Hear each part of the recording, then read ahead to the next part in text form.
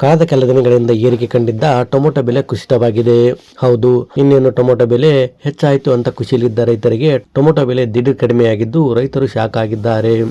ಹೌದು, ಸದ್ಯ ಕರ್ನಾಟಕದಲ್ಲಿ ಯಾವ ಮಾರುಕಟ್ಟೆಯಲ್ಲಿ ಬೆಲೆ ಹೇಗಿದೆ ಅಂತ ನೋಡುವುದಾದರೆ ಚಾಮರಾಜನಗರ ಮಾರುಕಟ್ಟೆಯಲ್ಲಿ 1 ಕ್ವಿಂಟಲ್ ಟೊಮೊಟೊಗೆ 3,000 ಹಿಡಿದು 4,000 ರೂಪಾಯಿವರೆಗೂ ಮಾರಾಟವಾಗುತ್ತಿದೆ. ಇನ್ನು ರಾಣೆಬೆನ್ನೂರು ಮಾರುಕಟ್ಟೆಯಲ್ಲಿ ಕ್ವಿಂಟಲ್ಗೆ 800 ಹಿಡಿದು 1,500 ವರೆಗೂ ಮಾರಾಟವಾಗುತ್ತಿದೆ.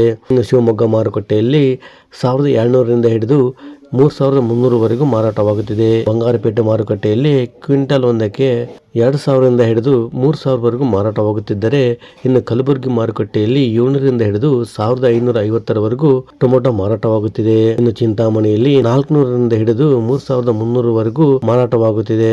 ಗುಂಡ್ಲುಪೇಟೆ ಮಾರುಕಟ್ಟೆಯಲ್ಲಿ 3,000 ಹಿಡಿದು 4,000 ವರೆಗೂ ಟೊಮೊಟೊ ಮಾರಾಟವಾಗುತ್ತಿದೆ. ಇದು ಮಾರುಕಟ್ಟೆ ಬೆಲೆ ಆದರೆ ಟೊಮೊಟೊ ಮಾರುತ್ತಿರುವ ಚಿಲ್ಲರೆ ವ್ಯಾಪಾರಿಗಳು ಕೆಜಿಗೆ 40ರಿಂದ 60 ರೂಪಾಯಿವರೆಗೆ ಮಾರಾಟ ಮಾಡುತ್ತಿದ್ದಾರೆ.